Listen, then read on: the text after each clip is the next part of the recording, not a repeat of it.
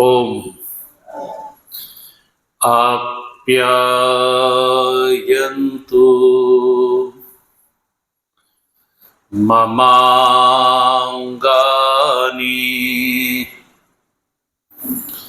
वाक् प्राणश्चक्षुः श्रोत्रमथो बलमिन्द्रियाणि च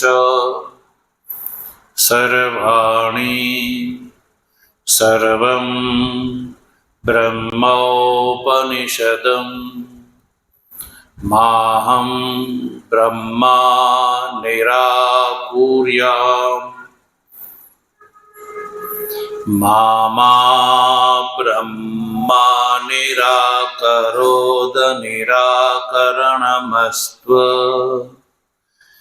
निराकरणं मेस्तु तदात्मनि निरते य उपनिषत्सु धर्मा स्ते मयि सन्तु ते मयि सन्तु। ओम शांति शांति शांति। शंकरं शंकराचार्यं केशवं बादरायणं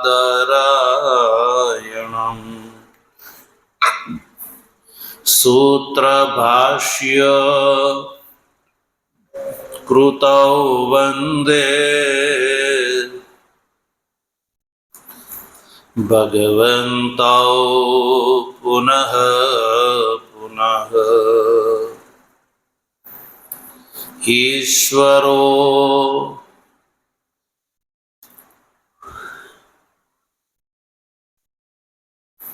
गुरुरात्मेति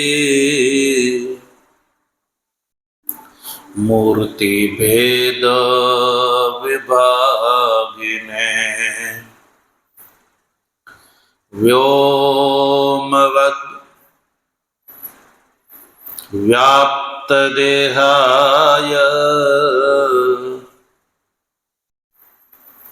दक्षिणामूर्तये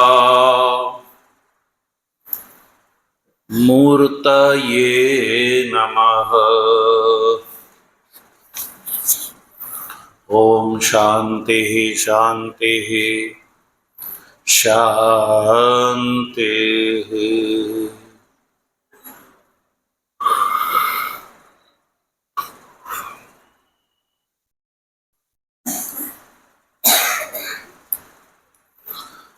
अलख निरंजन जय सच्चिदानंद माधवानंद हरे हरे।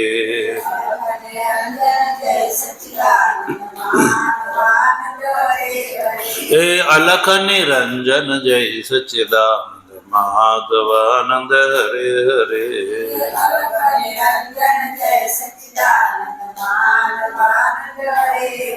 हे माधवानंद हरे हरे गुरु माधवानंद हरे हरे।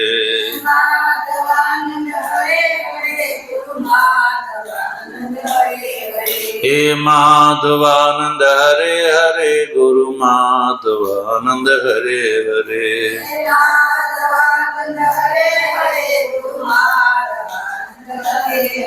हे सब घट व्यापक जय सच्चिदानंद माधवानंद हरे हरे।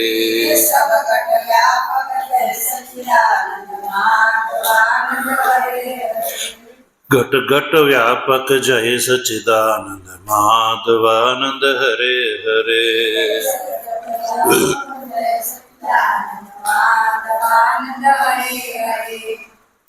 सद्गुरु देव तत्व जिज्ञासु सज्जनों, भगवाननी परमानुकंपाथी सामवेदनी છાંદોગ્ય ઉપનિષદના 5મા અધ્યાયના 3ય ખંડથી લઈને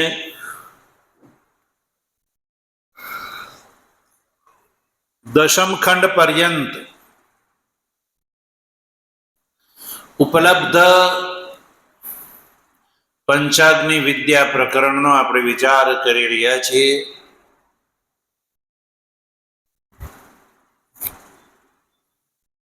પંચાગ્નિ વિદ્યા એટલે 5 અગ્નિ સંબંધી વિદ્યા એટલે ઉપાસના. પંચ એટલે 5, અગ્નિ એટલે હવન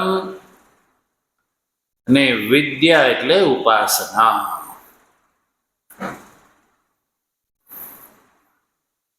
5 અગ્નિ સંબંધી ઉપાસના.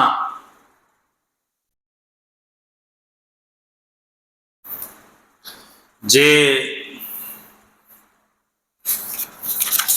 ઉત્તર માર્ગની પ્રતિપત્તિનું કારણ છે.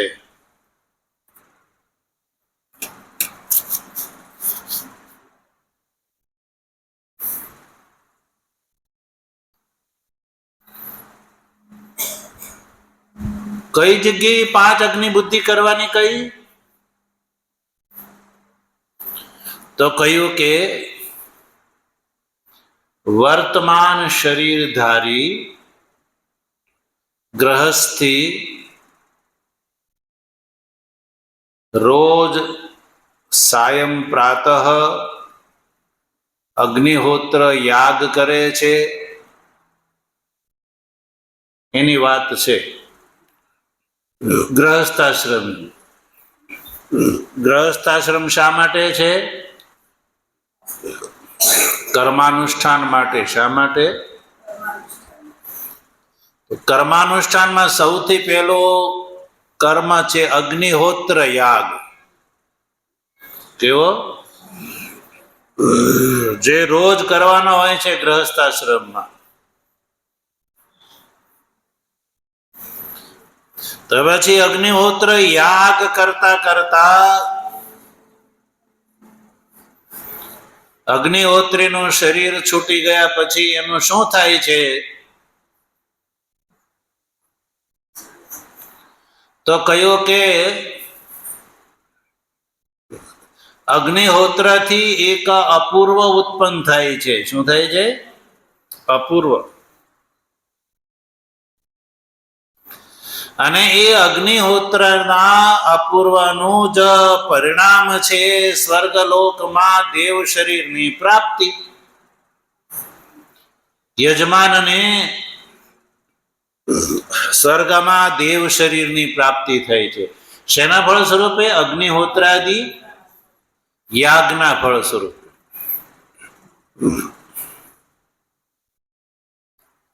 તો અગ્નિહોત્ર યાગથી એક અપૂર્વ ઉત્પન્ન થાય છે અને એ અપૂર્વનું જ વિપરિણામ છે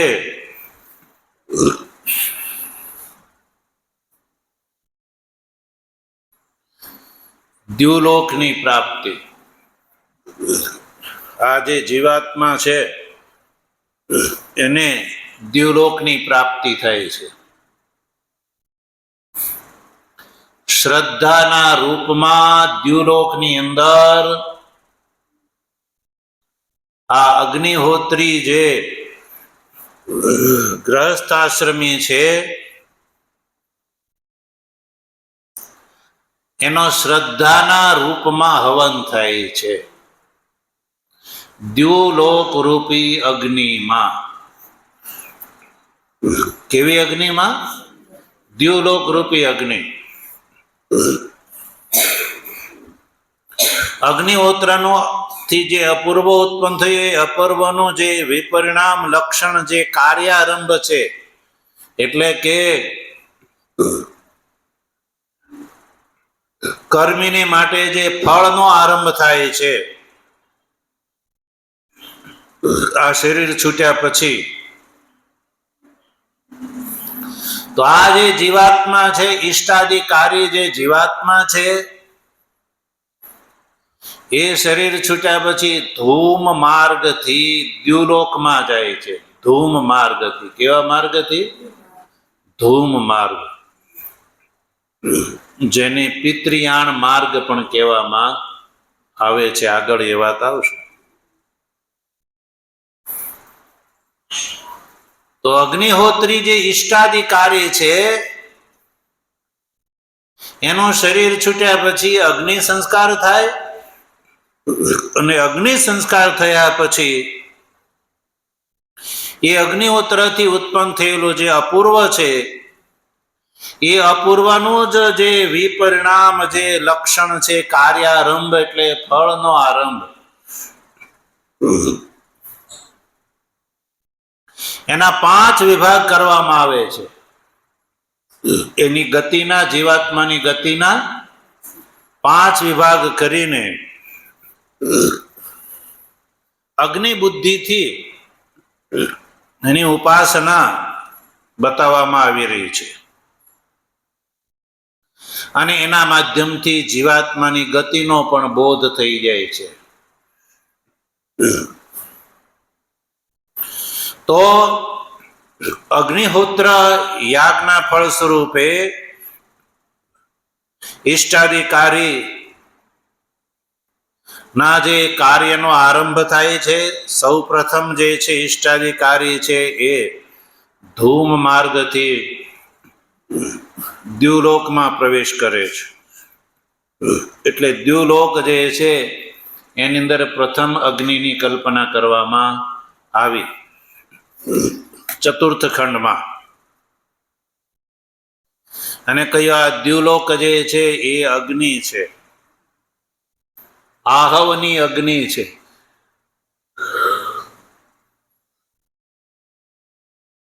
દ્યુલોક શું છે? આહવની અગ્નિ સ્થાનીય છે. અને આદિત્ય રૂપી સમિધાથી એ પ્રજ્વલિત રહે છે, અને આદિત્યની જે રશ્મિઓ, કિરણો જે છે એ ધૂમ સ્થાનીય છે.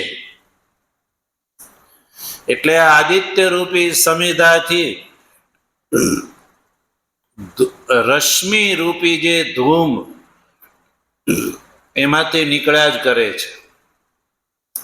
આદિત્ય રૂપી સમિધામાંથી રશ્મિ રૂપી ધૂમ જે છે એમાંથી નીકળ્યા કરે છે.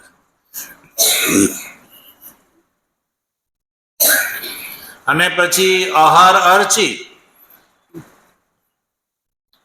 આહાર એટલે કે દિવસ. દિવસ જે છે એ આદિત્યનું જ કાર્ય છે, અને અર્ચી જે છે એ પણ સમિધાનું જ કાર્ય છે. એટલે આહાર અર્ચી. આહાર એટલે દિવસ જે છે એની અંદર અર્ચી બુદ્ધિ કરવાની છે, એ અર્ચી છે.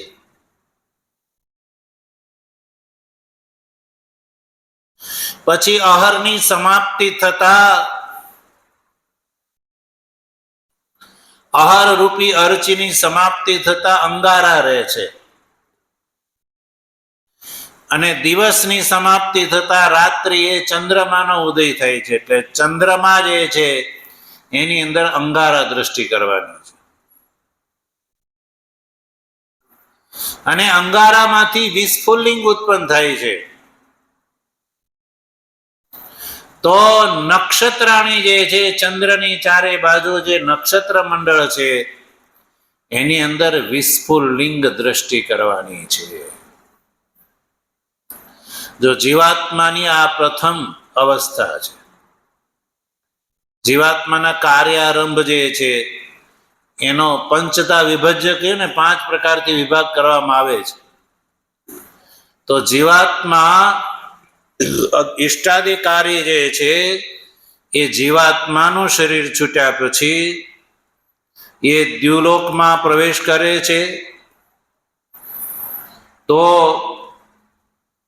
એમાં સૌ પ્રથમ અગ્નિ બુદ્ધિ. 5 પ્રકારના વિભાગ, એમાં પહેલો વિભાગ જે છે એ દ્યુલોકની અંદર હવન, અગ્નિ બુદ્ધિ, અને પછી એની અંદર તસ્મિન એતસ્મિન અગ્નૌ દેવાહ શ્રદ્ધામ જુહવતી.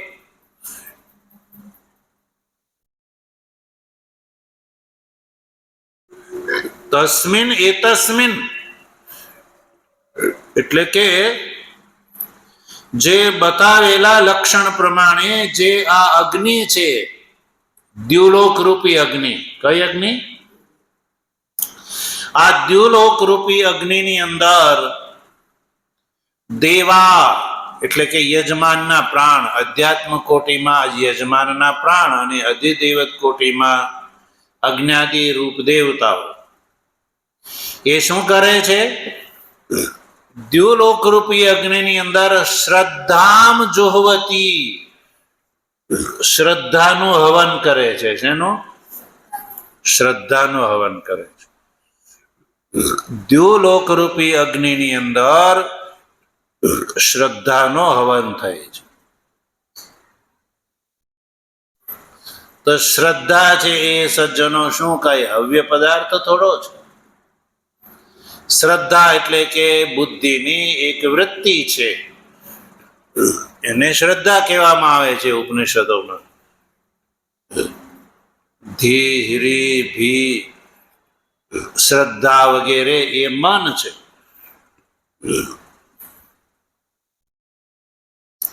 તો શ્રદ્ધાથી અભિપ્રાય છે સૂક્ષ્મ આપહ. શ્રદ્ધાથી અભિપ્રાય છે સૂક્ષ્મ આપ. અગ્નિહોત્રની આહુતિના પરિણામ અવસ્થા રૂપ જે સૂક્ષ્મ જળ છે, સૂક્ષ્મ જળ, એનો હવન કરે છે દેવા. એટલે શ્રદ્ધાથી અભિપ્રાય છે આપહ એટલે જળ. અને જળથી અભિપ્રાય અહીંયા કેવલ જળ નહીં, પણ 5 ભૂત ગ્રહણ કરવાના છે: પૃથ્વી, જલ, તેજ, વાયુ અને આકાશ. આ ભૂત સૂક્ષ્મની સાથે જીવાત્મા ગમન કરે છે ને, એટલે આ જે જળ છે એ જ બીજો શરીરના રૂપમાં જીવાત્માને પ્રાપ્ત થાય છે. એટલે આગળના શરીરનું આ બીજ છે. અગ્નિહોત્રની આહુતિનું પરિણામની અવસ્થા રૂપ જે સૂક્ષ્મ જળ છે.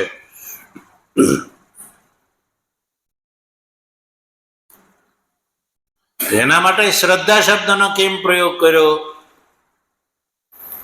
તો કહ્યું કે એ શ્રદ્ધાથી ભાવિત હોવાના કારણે. શ્રદ્ધા ભાવિતા. ઇષ્ટાધિકારી જ્યારે હવન કરે છે તો એ શ્રદ્ધાથી તો કરે છે કે હું આજે હવન કરું છું, એટલો બધો ખર્ચો કરું છું, સમય આપું છું, તો એનું ફળ મને પરલોકમાં અવશ્ય મળશે. એટલે શ્રુતિના વચનમાં એને શ્રદ્ધા છે, વિશ્વાસ છે. દર્શ પૂર્ણમાસાભ્યામ સ્વર્ગ કામો યજેત. એ જે શ્રુતિ વાક્ય કહે છે એની ઉપર શ્રદ્ધાથી બંધાઈને જ તો મનુષ્ય ધર્માચરણ કરે છે. એટલે આચાર્ય બાદરાયણના કયા પ્રમાણે બ્રહ્મસૂત્ર છે ત્ર્યાત્મકત્વાત્તુ ભૂયસ્ત્વાત. ત્ર્યાત્મકત્વાત્તુ ભૂયસ્ત્વાત. બ્રહ્મસૂત્રના 3જા અધ્યાયના પ્રથમ અધિકરણની પ્રથમ પાદના પ્રથમ અધિકરણમાં આ પંચાગ્નિ વિદ્યાના પ્રકરણનો વિચાર કરવામાં આવ્યો છે. અને એ અધિકરણની અંદર એ નક્કી કર્યું છે કે જીવાત્મા જ્યારે ઈષ્ટાધિકારી જ્યારે જીવનું શરીર છૂટે છે, જીવાત્મા અહીંયાથી શરીરથી ઉત્ક્રમણ કરે છે, એટલે શરીર છોડે છે, પછી એના અગ્નિ સંસ્કાર કરવામાં આવે છે. અને અગ્નિ સંસ્કારથી આગળના સ્થૂળ દેહ માટેનું જે બીજ છે, જેને ભૂત સૂક્ષ્મ કહેવામાં આવે છે, એ ભૂત સૂક્ષ્મને ગ્રહણ કરીને જીવાત્મા સ્વર્ગલોકમાં જાય છે. એટલે જીવાત્મા પરલોક પ્રતિ ગમન કરે છે ત્યારે એની સાથે સ્થૂળ શરીરનું બીજ પણ સાથે હોય છે. સ્થૂળ શરીરનું બીજ જે આગળ જઈ અને એને એ બીજના ફળ સ્વરૂપે જ સ્થૂળ શરીર મળે છે. એ બીજના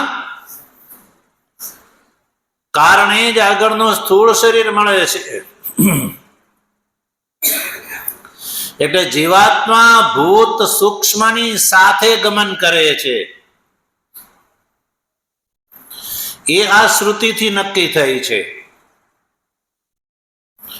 અગ્નિહોત્રની જે આહુતિનું પરિણામ છે, એ પરિણામની જે અવસ્થા રૂપ જે આ સૂક્ષ્મ જળ છે, જે શ્રદ્ધાથી ભાવિત છે, એટલે એને શ્રદ્ધા કહેવામાં આવે છે. તો એ જે ભૂત સૂક્ષ્મ જે છે, એ જ એના દ્વારા સ્વર્ગમાં દેવીય શરીરનો આરંભ થાય છે. સજ્જનો, એટલે જ આપણે ત્યાં અગ્નિ સંસ્કારની એટલે મહિમા છે. એટલે અગ્નિ સંસ્કાર શરીરના અવશ્ય થવા જોઈએ. એ સનાતન ધર્મનો સિદ્ધાંત છે કે ઈષ્ટાધિકારી ગ્રહસ્થીનું જ્યારે શરીર છૂટે ત્યારે એના જ્ઞાતિબંધુએ એના અંત્યેષ્ટિ સંસ્કાર અવશ્ય કરવા જોઈએ.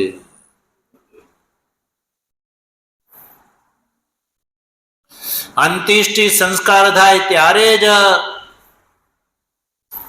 ઈષ્ટાધિકારી જીવાત્મા ધૂમની સાથે ગમન કરે છે આગળ સ્વર્ગમાં. અન્યથા એનો માર્ગ જે છે એ બાધિત થઈ જાય છે.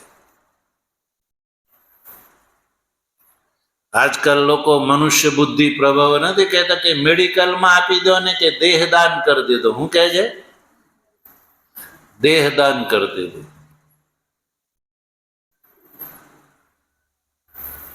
પાછા એ એટલેથી અટકે તો વાંધો નહીં. પાછો એવો કે દેહનો દાન કરી દીધું એટલે પછી શ્રાદ્ધાદિ કરવાની કઈ જરૂર નહીં કે છે. બોલો,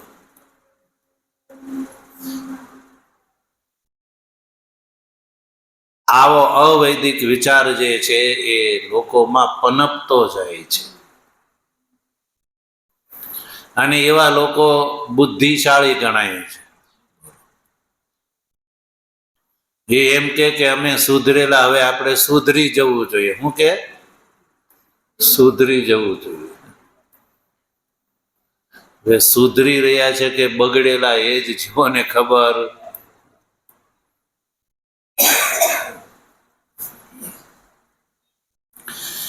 એટલે સ્થૂળ શરીરનું બીજ જે છે, જેને ભૂત સૂક્ષ્મ કહેવામાં આવે છે, એ પણ જીવાત્મા, ઇષ્ટાધિકારી જીવાત્મા સાથે ગ્રહણ કરીને જાય છે. એટલે કે જીવાત્મા જ્યારે મૃત્યુ સમયે આ સ્થૂળ શરીરમાંથી ઉત્ક્રમણ કરે ત્યારે કેવલ જ્ઞાનેન્દ્રિયો, કર્મેન્દ્રિયો, પ્રાણ, મન અને બુદ્ધિ એટલાને જ સાથે લઈ જાય છે એવું નહીં, પણ આગળ સ્થૂળ શરીરની પ્રાપ્તિમાં કારણભૂત સ્થૂળ શરીરનું ભૂત સૂક્ષ્મ જે બીજ છે એ પણ સાથે ગ્રહણ કરીને જાય છે એવું આ શ્રુતિ કહે છે. હવે અંત્યેષ્ટિ સંસ્કાર કરવામાં ન આવે તો એ આ વાત બાધિત થઈ જાય છે સજ્જનો. એટલે અંત્યેષ્ટિ સંસ્કાર બહુ જરૂરી છે.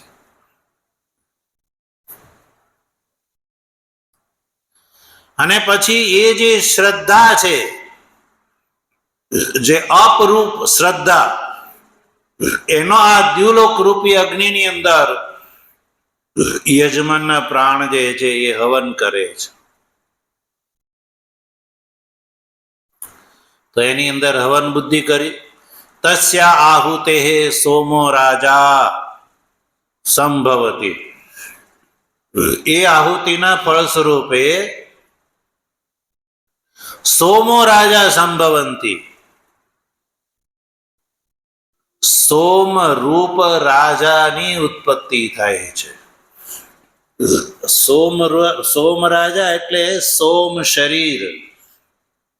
સ્વર્ગમાં યાગાદિના ફળને ભોગવવા યોગ્ય શરીરની પ્રાપ્તિ થાય છે. કોને? ઇષ્ટાધિકારીને. તો એ દ્યુલોકમાં એ અગ્નિહોત્રની આહુતિનું પરિણામ જે અવસ્થા રૂપ જે સૂક્ષ્મ જળ છે, જળથી અભિપ્રાય છે ભૂત સૂક્ષ્મ. એ ભૂત સૂક્ષ્મ જે છે એ ત્યાં સ્વર્ગમાં જઈને સોમ રાજા બને છે. એટલે સોમ શરીરનો આરંભ કરે છે. એટલે સ્વર્ગીય શરીર ત્યાં આ જીવાત્માને પ્રાપ્ત થાય છે એવો એનો અર્થ થયો. સ્વર્ગમાં સ્વર્ગીય ભોગ ભોગવવા માટે સોમ રાજા એટલે સોમનું શરીર પ્રાપ્ત થાય છે.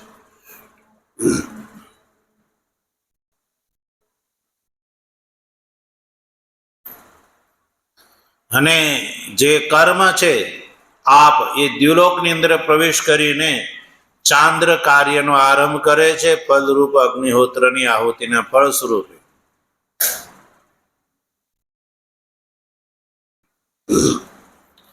એટલે જે યજમાન છે, ઇષ્ટાધિકારી જે યજમાન છે,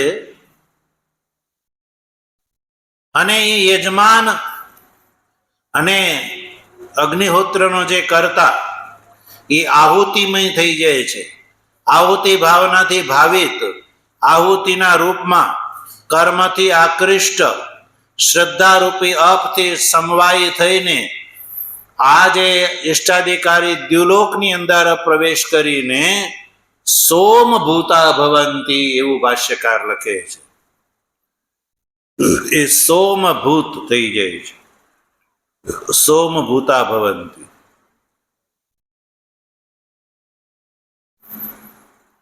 સોમભૂતા એટલે કે સોમ રૂપને એ ધારણ કરે છે.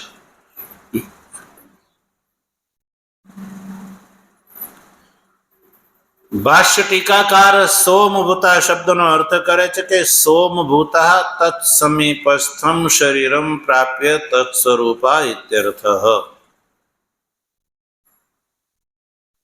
સોમભૂતા એટલે કે દ્યુલોકની અંદર સમીપસ્થ જે શરીર છે એ શરીરને પ્રાપ્ત કરીને તત્સ્વરૂપા,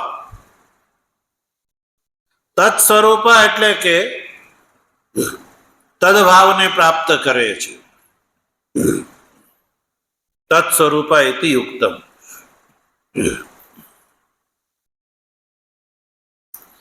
એટલે સોમ ની સારૂપ્ય, સોમ સારૂપ્ય શરીરને પ્રાપ્ત કરે છે. સોમ સદૃશ શરીરને એ પ્રાપ્ત કરે છે કે જેના કારણે એ ઇષ્ટાધિકારી અગ્નિહોત્રાદિ ઇષ્ટાદિ કર્મના ફળનો ભોગ ભોગવવા માટે સોમ શરીર પ્રાપ્ત થાય છે.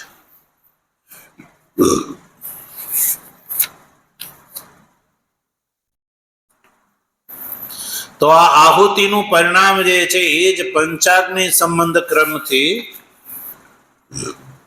પ્રાધાન્ય રૂપથી વિવક્ષિત છે ઉપાસના માટે.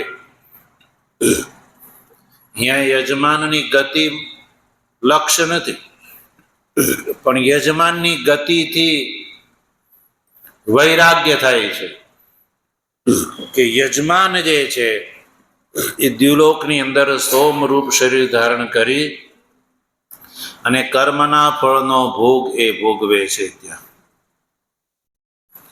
એટલે જે અવિદ્વાન જે છે એટલે કે ઇષ્ટાધિકારી છે એ ધૂમાદિ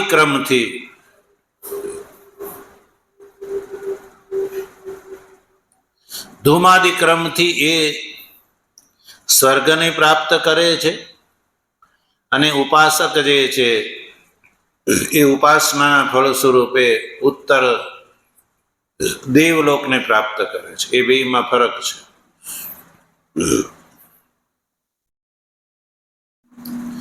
તો સજ્જનો, આ પ્રથમ 5 અગ્નિમાં આ પ્રથમ અગ્નિ બતાવ્યું.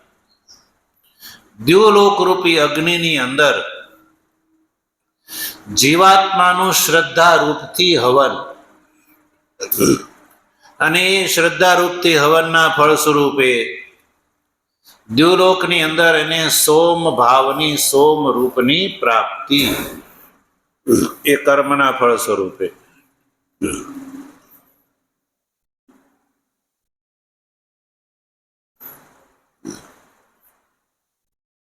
હવે આપણે 5મા ખંડની અંદર 5 અગ્નિમાં બીજી અગ્નિ જોઈએ.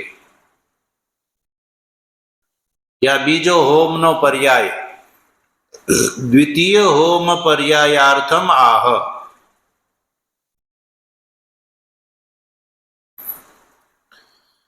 તો જો એનું ઉચ્ચારણ કરીએ. અથ પંચમાધ્યાયસ્ય પંચમઃ ખંડઃ. પર્જન્યો વાવ ગૌતમ અગ્નિઃ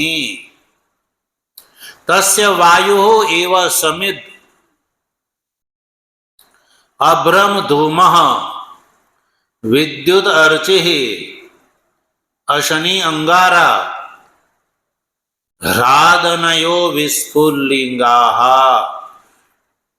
તસ્મિન એતસ્મિન અગ્નૌ દેવાઃ સોમમ રાજાનમ જુહવતી તસ્ય આહુતેઃ વર્ષઃ સંભવતી.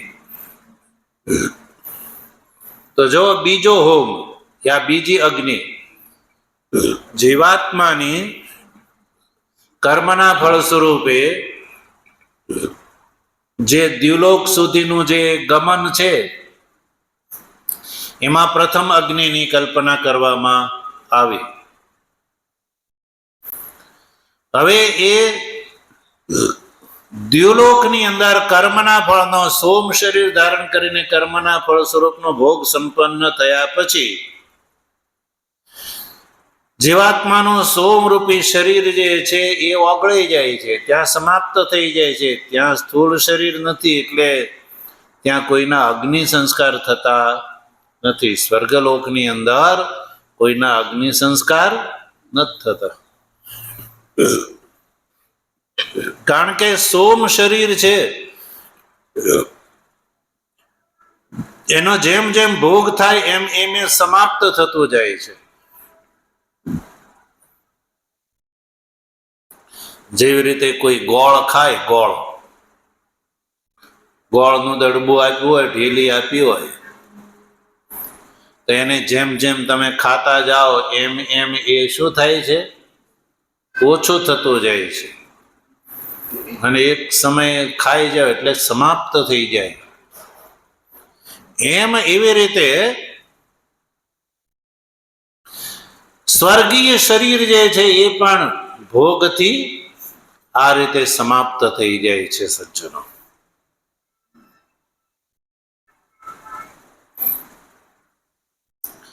અને ત્યારબાદ જે છે એ જીવાત્મા ત્યાંથી આગળ પર્જન્ય લોકમાં આવે છે. કયા લોકમાં? પર્જન્ય એટલે બીજી અગ્નિ બતાવી દો. એટલે પ્રવાહણ જેવલી રાજા આચાર્ય ગૌતમને કહે છે કે હે ગૌતમ, પર્જન્ય વાવ ગૌતમ અગ્નિ. બીજા હવનના પર્યાય ફળ સ્વરૂપે પર્જન્ય લોક જે છે એની અંદર અગ્નિ બુદ્ધિ કરવાની છે વિદ્વાને.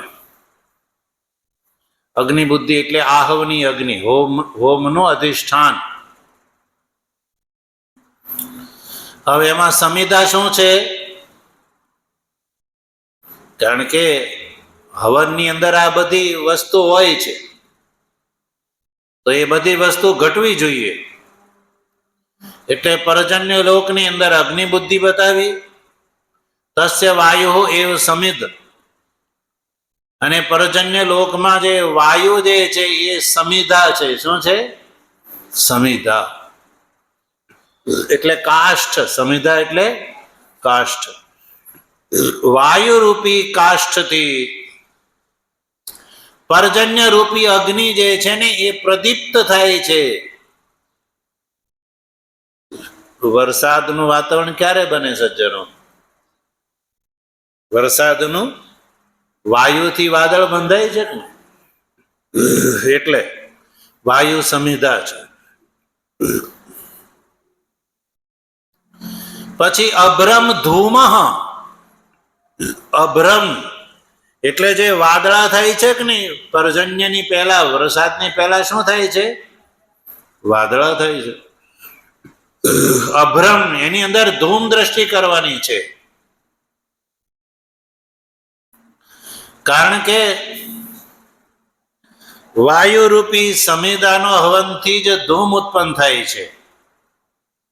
એટલે વાયુના વહનથી વાદળા ઉત્પન્ન થાય છે. એટલે અભ્રમ વાદળની અંદર ધૂમ દ્રષ્ટિ બતાવી.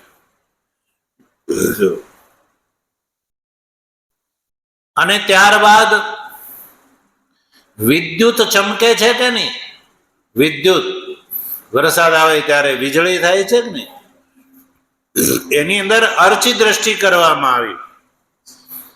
અર્ચી દ્રષ્ટિ, વિદ્યુત અર્ચી. કેમ? કારણ કે વિદ્યુત છે એની એ પણ પ્રકાશમાન છે, અને અર્ચી જે છે એ પણ પ્રકાશમાન છે. એટલે પ્રકાશની સમાનતાના કારણે વિદ્યુતની અંદર અર્ચી દ્રષ્ટિ કરવાની છે ઉપાસકે. પછી અશની અંગારા. અંદર કાષ્ટ નાખવાનું બંધ થઈ જાય એટલે અગ્નિ જે છે એ અંગારાનું રૂપ ધારણ કરી લે છે. તો અહીંયા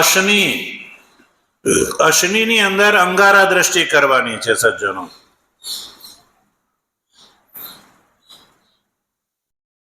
અશની એટલે વજ્ર. અશનીનો અર્થ છે વજ્ર. સમાનતા શું છે? કઠિનતા અને વિદ્યુતની સાથે સંબંધ. એ વજ્ર. અશનીની અંદર અંગારા દ્રષ્ટિ. પછી હ્રાદનયો વિસ્ફુલ્લિંગા. હ્રાદનય. હ્રાદન એટલે ગર્જના. જે મેઘ ગર્જના થાય છે ને, તો એ વિસ્ફુલ્લિંગની ગર્જનાની અંદર વિસ્ફુલ્લિંગ દ્રષ્ટિ કરવાની છે. અને પછી એની અંદર હવનનો ક્રમ આવે છે. તસ્મિન એતસ્મિન, બીજી કંડિકા જુઓ, તસ્મિન એતસ્મિન અગ્નો દેવાહ સોમમ રાજાનમ જુહવતી. પછી એ જે અગ્નિ, કઈ પર્જન્ય રૂપી અગ્નિની અંદર દેવતાઓ એટલે યજમાનના પ્રાણ, અધ્યાત્મ દ્રષ્ટિથી યજમાનના પ્રાણ અને અધિદેવત દ્રષ્ટિથી અગ્નિ દેવતાઓ એ શું કરે છે? સોમ રાજાનું હવન કરે છે. કારણ કે યજમાનના પ્રાણે જે છે એ સોમ રૂપ ધારણ કરેલો છે ને સ્વર્ગની અંદર. તો પછી જે યજમાન છે એનો જે પ્રારબ્ધનો ક્ષય થતા યાગાદિ કર્મના ફળનો ભોગ થઈ જતા એ સોમ શરીર જે છે એનો હવન થાય છે પર્જન્ય લોકમાં. એટલે કે ઇષ્ટાધિકારી જીવાત્મા સ્વર્ગથી પર્જન્ય લોકમાં આવે છે. શેમાં? પર્જન્ય લોકમાં. અને પર્જન્ય લોકમાં એનો હવન થાય છે પર્જન્ય રૂપી અગ્નિની અંદર. એટલે સોમમ રાજાનમ જુહવતી. તો પછી એ આહુતિના ફળ સ્વરૂપે શું ઉત્પન્ન થાય છે? તો કહ્યું કે તસ્યા આહુતે વર્ષમ સંભવતી. એ સોમરૂપ આહુતિના ફળ સ્વરૂપે વર્ષ એટલે વરસાદની ઉત્પત્તિ થાય છે. શેની? વરસાદની. એટલે જે પેલો અગ્નિહોત્રાધિકારી જે છે એ પેલા દ્યુલોકની અંદર એ સોમરૂપ ધારણ કર્યું, એને શ્રદ્ધાનો હવન કર્યો ને, તો દ્યુલોકની અંદર એની શ્રદ્ધા રૂપથી હવન થયો અને એ હવનના ફળ સ્વરૂપે સોમરૂપ ધારણ કર્યું.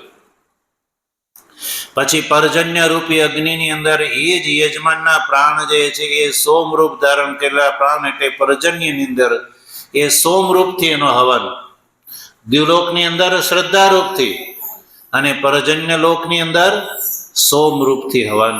કારણ કે શ્રદ્ધાના ફળ સ્વરૂપે સોમ શરીર પ્રાપ્ત થયો ને એને સ્વર્ગમાં.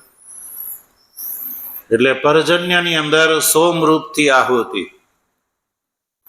તો એ સોમરૂપથી આહુતિના ફળ સ્વરૂપે એ જે જીવાત્મા ઈષ્ટાધિકારી જે જીવાત્મા છે ક્ષીણાનુશયી ઈષ્ટાધિકારી જીવાત્મા છે એના વર્ષે વર્ષમ સંભવતી, એનાથી વૃષ્ટિના રૂપમાં એની ઉત્પત્તિ થાય છે. એટલે વૃષ્ટિની સાથે એ જીવાત્મા જે છે એ પૃથ્વી ઉપર વરસે છે.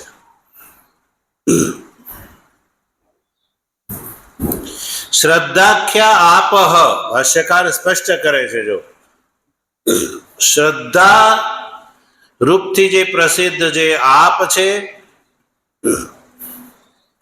એ સોમના આકારમાં જે એનું પરિણામ થયું સ્વર્ગલોકમાં, એ જ યજમાનનો બીજા પર્યાયમાં દ્વિતીય હોમના પર્યાયમાં પર્જન્ય અગ્નિને પ્રાપ્ત કરીને, પર્જન્યભૂત અગ્નિને પ્રાપ્ત કરીને એનું વૃષ્ટિ રૂપથી એનું પરિણામ થઈ જાય છે. વૃષ્ટિત્વેન પરિણમંતે, એ વૃષ્ટિ રૂપને પ્રાપ્ત કરી લે છે સજ્જનો.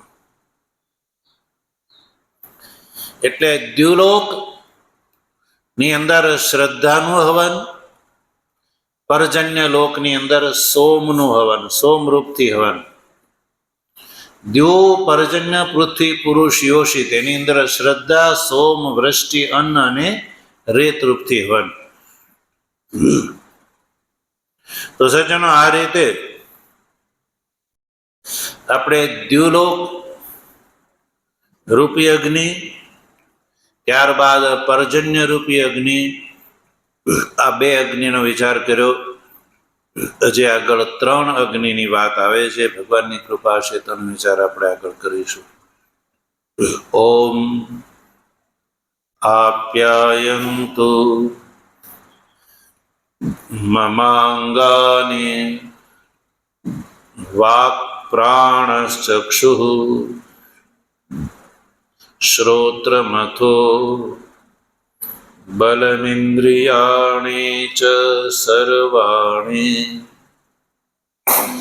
सर्वं ब्रह्मोपनिषदं माहं ब्रह्म निराकुर्याम् मा ब्रह्म निराकरोद निराकरणमस्त्व निराकरणं मेस्तु तदात्मनि निरते य उपनिषत्सु धर्मा स्ते मयि सन्तु